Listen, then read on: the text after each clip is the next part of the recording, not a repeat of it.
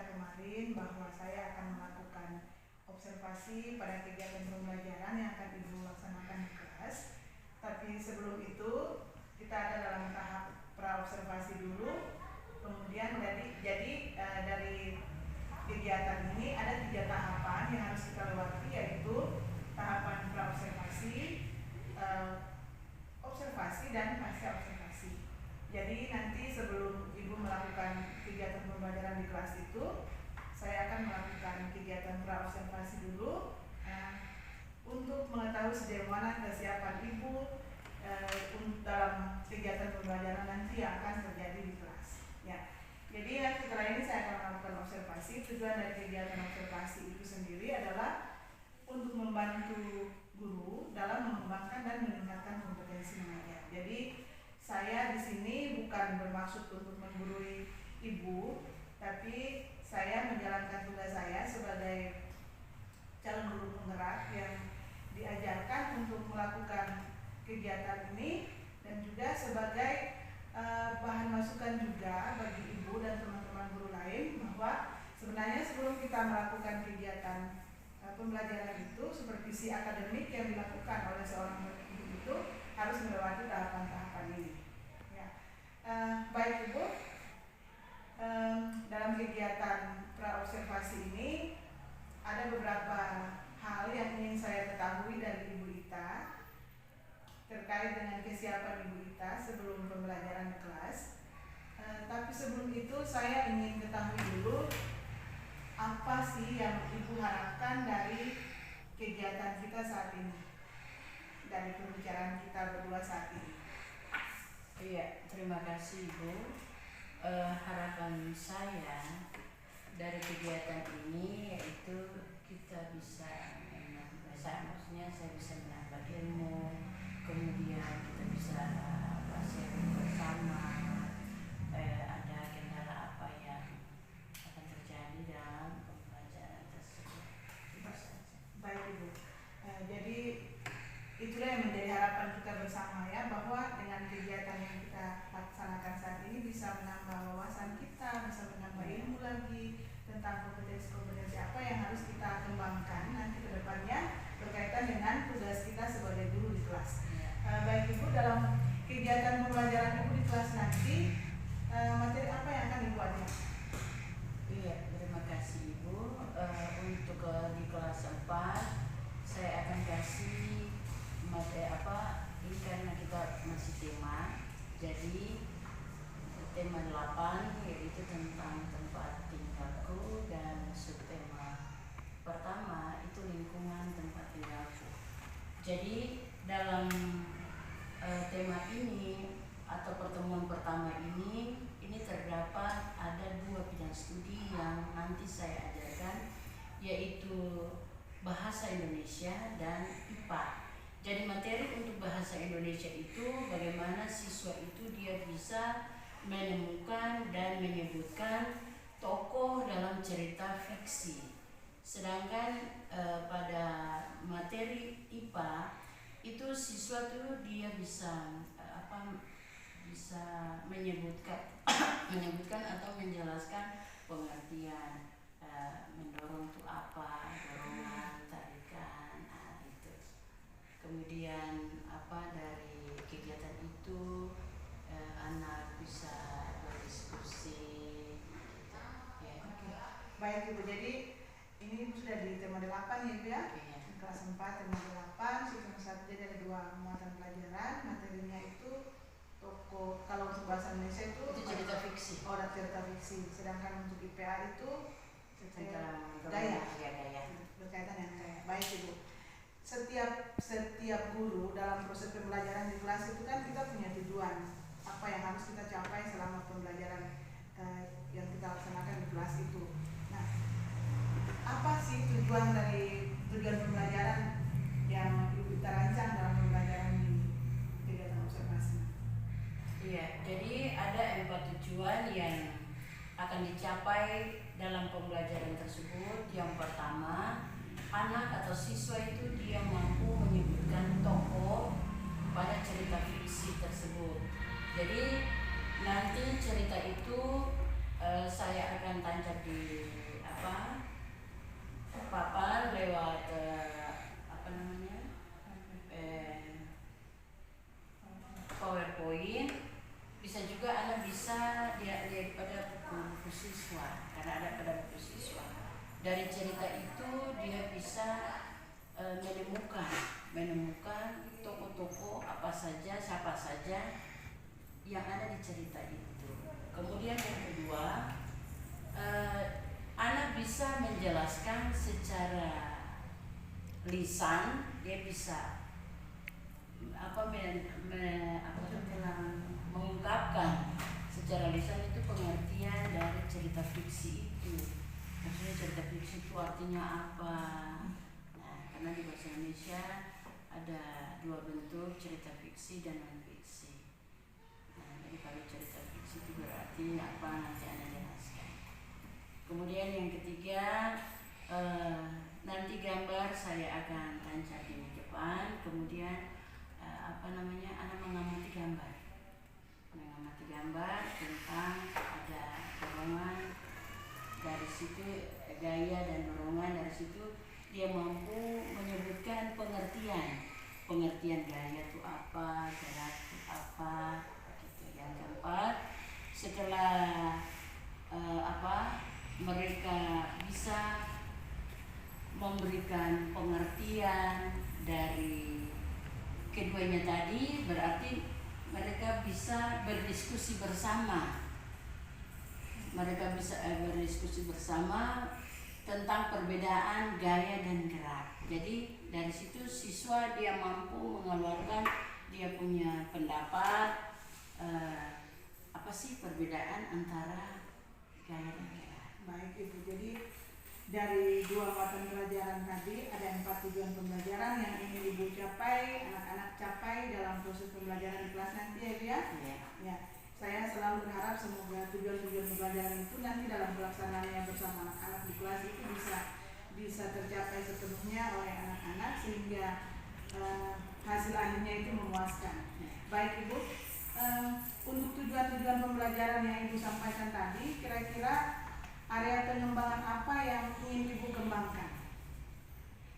Untuk area pengembangan dalam pembelajaran itu bagaimana saya memberikan mereka berdiskusi, dari situ mereka bisa mengeluarkan pendapat mereka. Ada yang sama, ada pun tidak sama. Dari situ nanti kita satukan jadi satu keputusan atau satu rangkuman yang tepat. Jadi yang ingin Ibu kembangkan di dalam pembelajaran itu fokusnya lebih banyak ke diskusi ya Ibu ya, karena memang diskusi itu kan melatih anak untuk mereka berkolaborasi antar teman ya dalam proses pembelajaran, sehingga apa yang bisa saja mereka ungkapkan itu mungkin tidak bisa diungkapkan kepada guru, tapi selama berdiskusi mungkin bisa mereka ungkapkan, itu bisa tersalur dengan baik ya. Baik Ibu,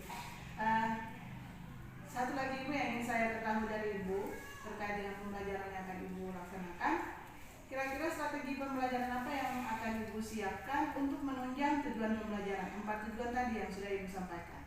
Iya, terima kasih Ibu. Jadi strategi yang saya ambil di situ menyiapkan atau menunjang pembelajaran, saya mencoba untuk belajar diferensiasi, supaya karena di diferensiasi itu anak mampu dia merdeka, dia bisa mengeluarkan dia punya pendapat, kemudian pokoknya dia bebas lah, dia bebas. Karena dalam kurikulum merdeka, namanya merdeka berarti dia bebas dari semuanya. Jadi dari situ saya mengambil itu namanya diferensiasi ya. Mungkin media pembelajaran juga Ibu siapkan, itu salah satu strategi juga ya, melalui PowerPoint ya Ibu ya.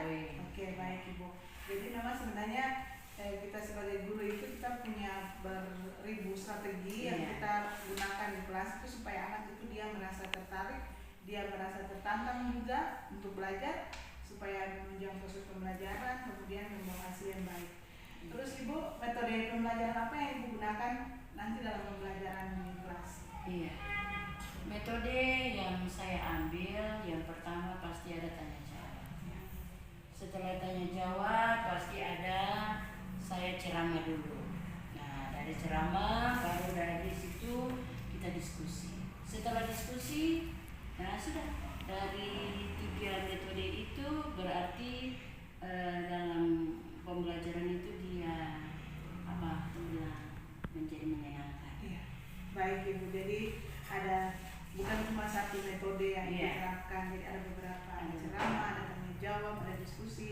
dan semua itu jika digabung menjadi satu kan pembelajaran di kelas itu. Baik Ibu, terima kasih atas waktunya. Ibu sudah memberikan waktu kepada saya untuk melakukan kegiatan praobservasi ini. Selanjutnya nanti Ibu akan melakukan aktivitas juga, kegiatan observasi di kelas bersama anak-anak. Saya akan melakukan observasi langsung dengan Ibu. Semoga pembelajaran nanti berjalan dengan baik sesuai dengan apa yang kita harapkan bersama ya Ibu ya. Selamat pagi Ibu Intan. Selamat pagi. Ya, Ibu. Selamat pagi Ibu Guru dan kawan-kawan. Iya, selamat pagi. Nah, kalian sudah berdoa? Ya? Ya. Mari kita kelas pimpin kita dalam doa sebelum pelajaran dimulai. Ya.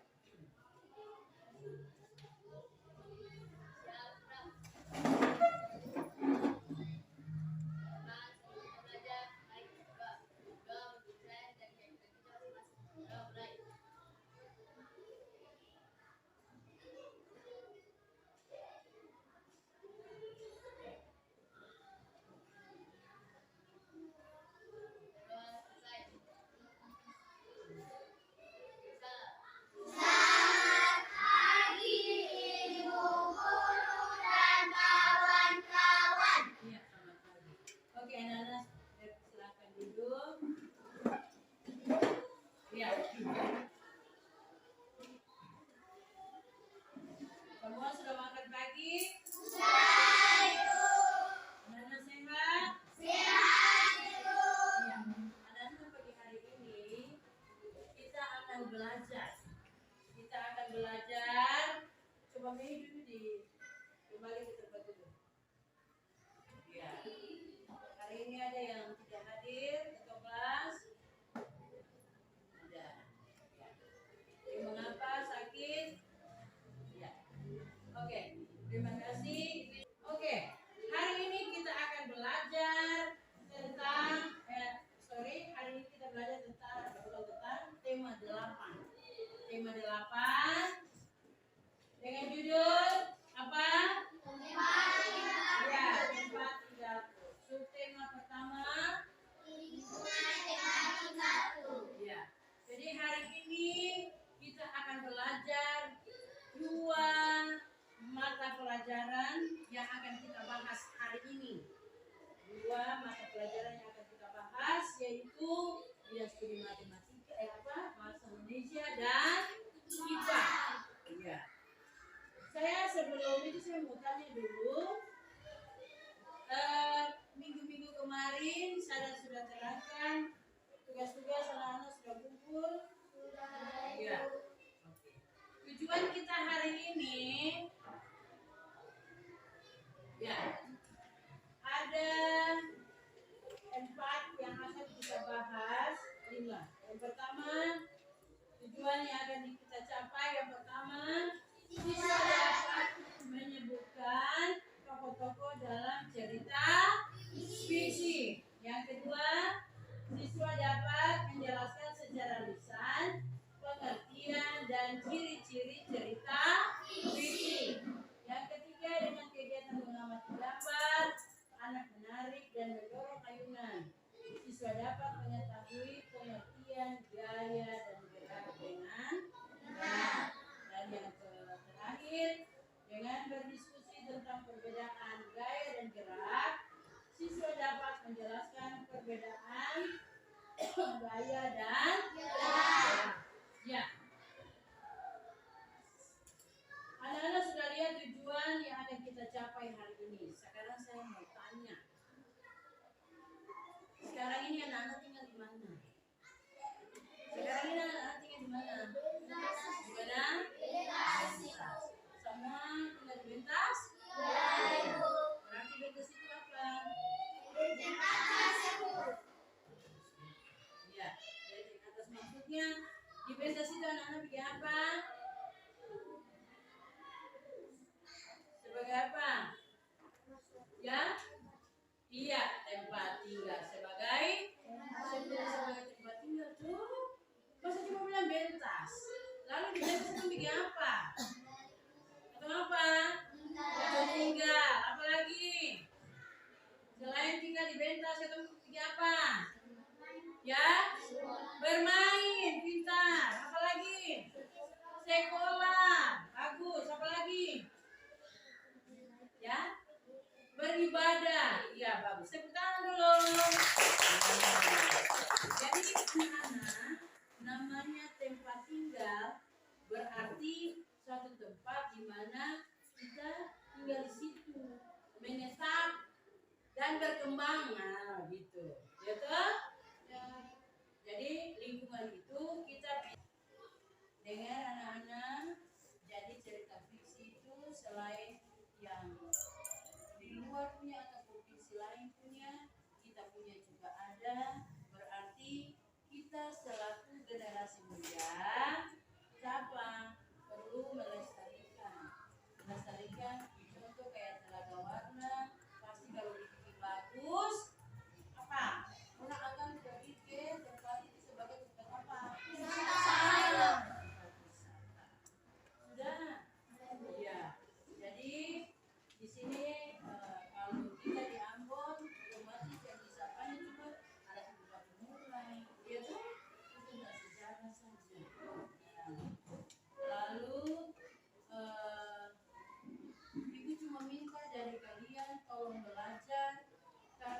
Makanya dulu di sekolah senang, di rumah senang, di mana-mana hatiku senang. Di sini sah. Saya dari sini ya. Tuan apa sini?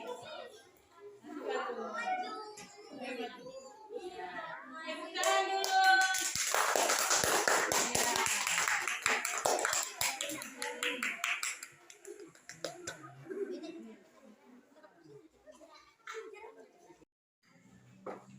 Ya. Gaya adalah suatu kekuatan yang mengakibatkan benda yang dikiranya dapat mengalami apa? Gerak. Kemudian selain mengalami gerak, juga perubahan kedudukan, yaitu sama dengan yang tadi. Main apa tadi? Ayunan. Pasti ada dorongan untuk pindah. Ibu pindah tempat tidak? Pindah tempat, berpindah. Dia bergerak atau mati? Iya, bergerak. Kemudian gerakan. Gerakan adalah perpindahan kedudukan suatu benda terhadap benda lain, baik perpindahan kedudukan yang mendekati maupun menjauhi. Tadi kalau anak-anak perhatikan di gambar ini, nah, ketika kita memberikan gerak, maka benda ini pertama dekat dulu, ya toh? Tiba-tiba kita dorong lagi, dia semakin jauh. Sudah? Ada sepaham? Ya.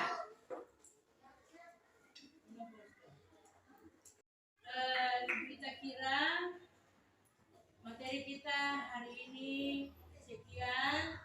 Nanti besok kita akan lanjut dengan materi yang berikut dalam pertemuan kedua. Ibu harap kalian apa? Belajar tugas-tugas. Nah, sekarang Ibu akan memberikan evaluasi beberapa nomor yang akan anak-anak kerjakan. Selamat siang Ibu Ita. Iya, selamat siang. Bagaimana kabarnya Ibu? Baik.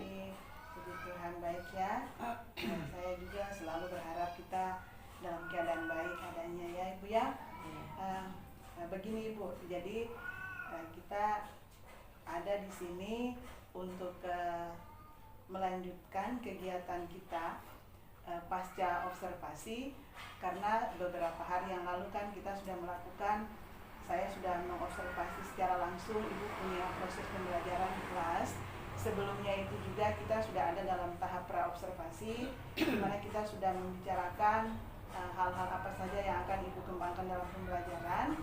Nah, hari ini setelah kita melakukan kegiatan pra-observasi dan kegiatan observasi itu, kita akan ada juga dalam kegiatan pasca observasi. Jadi tujuan dari kegiatan ini adalah kita bisa melihat kembali apa saja yang sudah Ibu laksanakan selama kegiatan observasi yang saya lakukan bersama Ibu di kelas itu. Jadi supaya kita bisa menemukan solusi-solusi apa mungkin dari ada masalah-masalah misalnya dalam pembelajaran yang Ibu hadapi di kelas. Nah, mari kita membahasnya secara bersama dalam kegiatan pasca observasi ini, ya Ibu.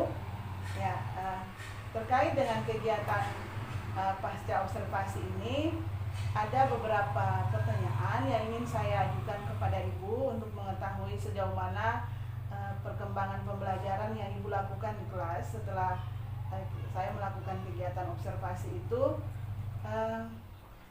Yang ingin saya ketahui dari Ibu dulu, kira-kira apa tujuan dan harapan Ibu Ita dari pertemuan kita saat ini.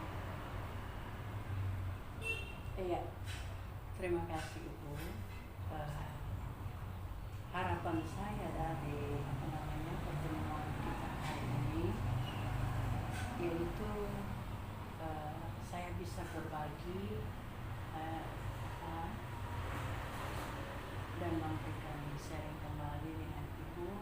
Mungkin ada dalam proses pembelajaran ada yang jujur saja memang ada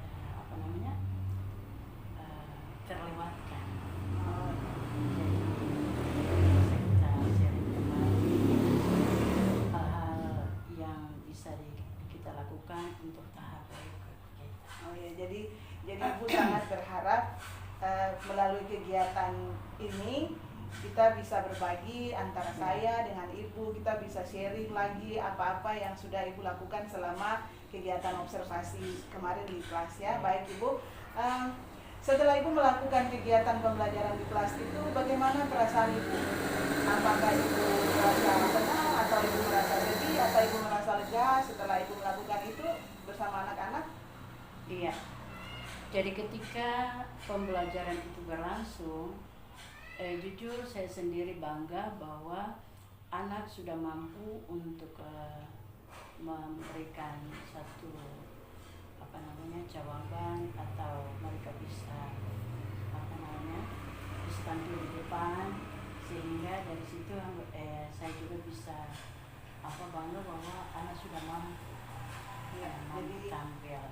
Baik Ibu, jadi intinya memang Ibu merasa bangga ya, senang ya, jadi karena memang sejauh yang saya lihat selama observasi di kelas juga kan interaksi antara Ibu dengan anak itu sudah berjalan baik, jadi itu yang membuat Ibu merasa senang. Sebagai guru juga kita merasa seperti itu ya. Selama proses pembelajaran itu ada feedback baik dari anak-anak itu memang menjadi harapan kita semua ya. Baik Ibu, dari pembelajaran yang sudah Ibu lakukan itu, apakah kan sebelum melakukan pembelajaran itu dalam kegiatan pra observasi itu kan Ibu sudah menyampaikan tujuan pembelajaran yang Ibu